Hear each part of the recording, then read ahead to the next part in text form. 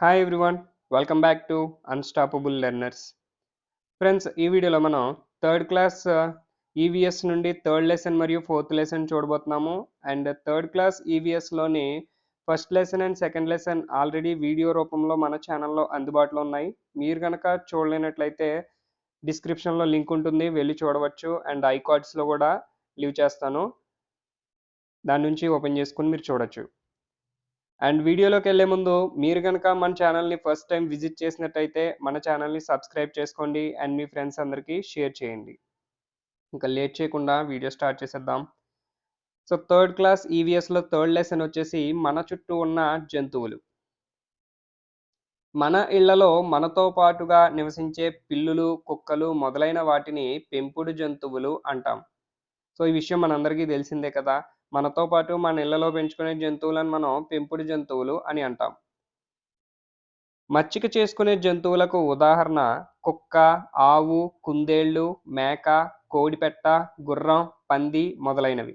So ఈ జంతువులన్నీ కూడా మన ఇళ్లలో మనతో పాటుగా పెరగడం అనేది జరుగుతుంది. అందుకనే వీటిని పెంపుడు జంతువులు, అలానే మచ్చిక చేసుకునే జంతువులు అని కూడా అంటాం. అడవిలో జీవించే జంతువులను అడవి జంతువులు లేదా వన్యమృగాలు అని అంటాం. ఉదాహరణ చూసినట్లయితే ఏనుగు, పులి, జీబ్రా మొదలైనవన్నీ కూడా అడవి జంతువులు. కుక్కలు మన ఇండ్లను కాపలాగా ఉండడమే కాకుండా దొంగలను పట్టుకోవడంలో సహాయపడతాయి. ఎలుకలను పట్టుకోవడానికి పిల్లులు సహకరిస్తాయి. ఆవులు, మేకలు, గొర్రెలు, బాతులు, గుర్రాలు వీటిని క్షేత్రాలలో పెంచుతారు. ఈ క్షేత్రాలనే సాలలు అని కూడా అంటారు.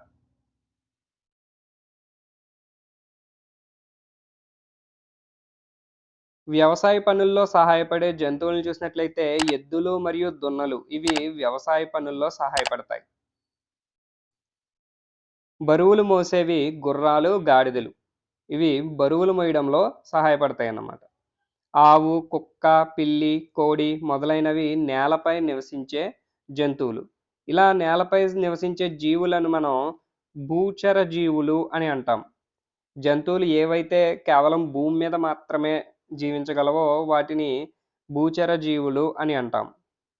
కాకి, పిచుక, గుడ్లగూబ, కోతి, మిడత మొదలైనవి చెట్ల మీద నివసిస్తాయి. నీటిలో నివసించే జంతువులను జలచర జీవులు అని అంటాం.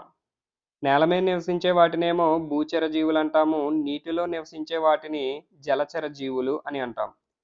జలచర జీవులకు శరీరం పడవ ఆకారంలో ఉండి వాజాలు, మొప్పలు, తోక ఇవి నీటిలో నివసించడానికి సహాయపడే విధంగా ఉంటాయన్నమాట.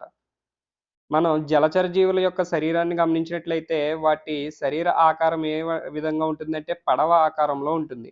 వాటికి వాజాలు మరియు మొప్పలు అండ్ అలానే తోక కూడా అవి నీటిలో నివసించడానికి, నీటిలో ఈదడానికి అనుకూలమైన విధంగా ఉంటాయన్నమాట. చేపలు నీటిలో నివసిస్తాయి. చేపలను జలచర జీవులు అని అంటాం. కుందేళ్ళు బొరియల్లో నివసిస్తాయి. చూడండి, కుందేళ్ళు ఎక్కడ నివసిస్తాయంటే బొరియల్లో నివసిస్తాయి. నేల మీద, నీటిలోనూ నివసించే జంతువులను ఉభయచర జీవులు అని అంటాం. నేల మీద నివసించగలవు, ఇవి నీటిలో కూడా నివసించగలవన్నమాట. అటువంటి జీవులను మనం ఉభయచర జీవులు అంటాం. ఇక్కడ మనం చూసినట్లయితే కేవలం భూమి మీద నివసించే వాటిలనేమో భూచర జీవులు అంటున్నాము. అలానే కేవలం నీటిలో జీవించగలిగే వాటిని జలచర జీవులు అంటున్నాము. భూమి మీద మరియు నీటిలోని కూడా నివసించగలిగే జీవులను ఉభయచర జీవులు అని అంటున్నామన్నమాట. ఉభయచర జీవులకు తేమగా ఉండే చర్మం మరియు వేళ్ల మధ్య చర్మం, బలమైన వెనుక కాళ్ళు నేల మీద, నీటిలోనూ నివసించడానికి సహాయపడతాయి. సింహం నివసించే ప్రదేశం చూసినట్లయితే అది గృహలో నివసిస్తుంది. పక్షులు నివసించే ప్రదేశం వచ్చేసి గూడు. పక్షులు గూళ్ళు కట్టుకుని అందులో నివసిస్తాయన్నమాట. తర్వాత పాములు, ఎలుకలు కలుగుల్లో నివసిస్తూ ఉంటాయి.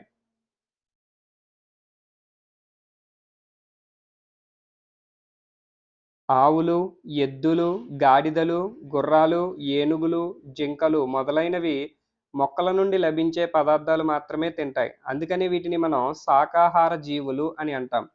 జంతువులు ఏవైతే ఓన్లీ మొక్కల నుంచి లభించే వాటిని మాత్రమే ఆహారంగా తీసుకుంటాయో అటువంటి జీవులను మనం శాకాహార జీవులు అని అంటాం. మొక్కల నుండి లభించే ఆహార పదార్థాలు తినే వాటిని శాకాహారులు అని అంటాము. సో, జంతువులు ఏవైతే మొక్కల నుండి లభించే ఆహారాన్ని మాత్రమే తీసుకుంటాయో వాటిని శాకాహారులు అని అంటాం. ఉడతలు కాయలు మరియు గింజలను తింటాయి. జంతువుల మాంసాన్ని తినే జీవులను మాంసాహారులు అని అంటాం. మాంసాహారులకు ఉదాహరణలు చూసినట్లయితే పులి, సింహము, నక్క, ముసలి మొదలైనవి. ఇవి కేవలం జంతువుల మాంసాన్ని మాత్రమే తింటాయి. ఇలా జంతువుల మాంసాన్ని మాత్రమే తినే జీవులను మాంసాహార జీవులు అని అంటాం.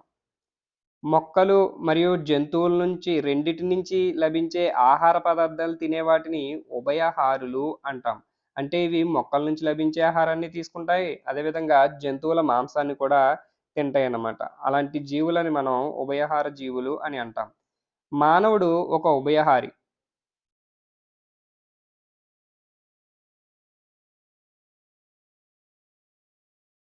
ఉభయహారులకు ఉదాహరణలు చూసినట్లయితే ఎలుగుబంటి, కాకులు, కోతులు, కుక్కలు మొదలైనవి. ఇవన్నీ కూడా ఉభయహార జీవులనమాట. అంటే ఇవి మొక్కల నుంచి లభించే ఆహారాన్ని తింటాయి. అదేవిధంగా జీవుల మాంసాన్ని కూడా తింటాయన్నమాట. సీతాకోకచిలుక, తేనెటీగ పుష్పాల్లో మకరందాన్ని పీల్చుకుంటాయి.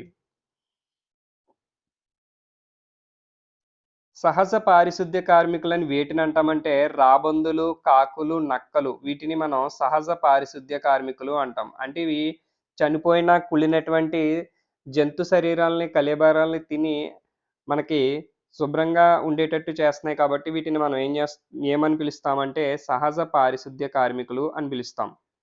రాబందులు, కాకులు, నక్కలు కుళ్ళిపోయిన జంతు కళేబరాలను తింటాయన్నమాట. ఇవి మన పరిసరాలను పరిశుభ్రంగా ఉంచుతాయి.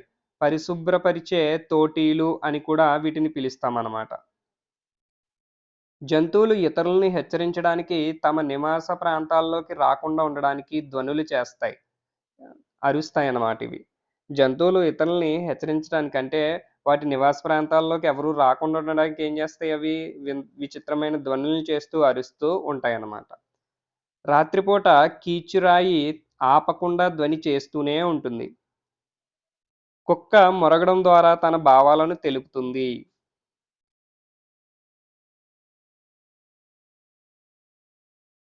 గొల్లభామ కీచుధ్వని చేస్తూ ఉంటుంది. గుర్రం సకిలిస్తుంది.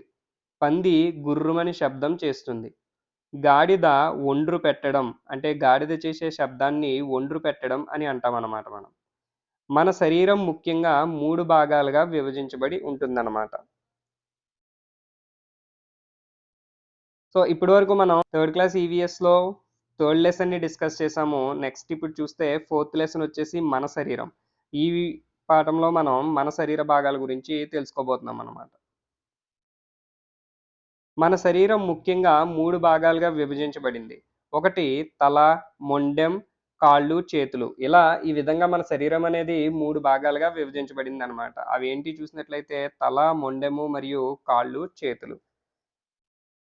మెడ తలను మిగతా భాగాలతో కలుపుతుంది. అటూ ఇటూ కదలడానికి మెడ సహాయపడుతుంది. చల్లదనం, వెచ్చదనం, మృదుత్వం, గరుకు వంటి పరీక్షలను గుర్తించుటకు చర్మం సహాయపడుతుంది. మంచి స్పర్శకు ఉదాహరణ భద్రత కలిగించే స్పర్శ. అమ్మ కౌగిలింత, నాన్న మనల్ని చెయ్యి పట్టుకుని నడిపించే విధానం, తండ్రి తల నిమరడం, భుజాలపై చెయ్యి వేయడం, స్నేహితుడి కరచాలనం. ఇవన్నీ కూడా మనకి మంచి స్పర్శలోకొస్తుంది. అదేవిధంగా చెడు స్పర్శలకు ఉదాహరణలు చూసినట్లయితే, మనకు దుఃఖం కలిగించేవన్నీ కూడా మనకి చెడు స్పర్శలనమాట. అవి భయం కలిగిస్తాయి. కోపం అండ్ ఆందోళన కలిగించే స్పర్శలు. అవేంటో చూసినట్లయితే రహస్య భాగాలను తాకే స్పర్శలను చెడు స్పర్శలు అని అంటాం. ఛాతీ, కాళ్ళ మధ్య, పిరుదులు మొదలైన కొన్ని శరీర భాగాలు ఎవరూ చూడకూడనివి, తాకకూడనివి కనుక వీటిని రహస్య భాగాలు అని అంటాం. మన రహస్య భాగాలను ఎవరైనా తాకితే 3 పద్ధతులు పాటించాలి. సో, ఈ రహస్య భాగాలను తాకితే మనం ఏమని చెప్పుకుంటున్నాం? చెడు స్పర్శ అని చెప్పుకుంటున్నాం గదా! అలా ఎవరైనా మన రహస్య భాగాలను తాకితే మనం ఈ 3 పద్ధతులు పాటించాలట. అవేమిటి? మొదటగా వద్దు అని గట్టిగా అరవాలి. తర్వాత అక్కడి నుండి దూరంగా పారిపోవాలి. తర్వాత మీకు నమ్మకమైన వ్యక్తికి ఆ విషయాన్ని తెలియచేయాలన్నమాట. అమ్మకు లేదా తరగతి ఉపాధ్యాయునికి తెలియజేయాలి. Next one. ఆపదలో ఉన్న బాలలను కాపాడడానికి, పరిరక్షించడానికి 24 గంటలు పనిచేయు భారతీయ అత్యవసర సంస్థ 1098 child helpline number. Next one. జ్ఞానేంద్రియాలు మొత్తం 5. అవి చెవులు, కళ్ళు, ముక్కు, నాలుక, చర్మం. ఏపీజే అబ్దుల్ కలాం 1931 అక్టోబర్ 15న తమిళనాడులోని రామేశ్వరంలో జన్మించారు. ఏపీజే అబ్దుల్ కలాం గారు ఎక్కడ జన్మించారు అంటే తమిళనాడులోని రామేశ్వరంలో జన్మించారు. అదేవిధంగా ఆయన ఎప్పుడు జన్మించారు అంటే 1931 అక్టోబర్ 15న జన్మించడం జరిగిందనమాట. ఈయన భౌతిక శాస్త్రంలో ఏరోనాటికల్ ఇంజినీరింగ్ చదివారు. ఏపీజే కలాంను మిసైల్ మ్యాన్ ఆఫ్ ఇండియా అంటారు. ఈయన ఆత్మకథ వచ్చేసి wings of fire. Wings of fire అనేది ఎవరి ఆత్మకథ అని గనక మనకు ప్రశ్న వస్తే ఏమని సమాధానం చేయాలి? ఏపీజే అబ్దుల్ కలాం. అండ్ ఈయన్ని మనం మిసైల్ మ్యాన్ ఆఫ్ ఇండియా అని కూడా పిలుస్తామన్నమాట. Next one. APJ Kalam Bharat Ratna, Padma Bhushan పురస్కారాలను పొందారనమాట. భారతరత్న పొందారు. అదేవిధంగా పద్మభూషణ్ కూడా ఈయన పొందడం జరిగింది. అబ్దుల్ కలాం 2002 నుంచి 2007 వరకు భారతదేశానికి 11వ రాష్ట్రపతిగా పనిచేశారు.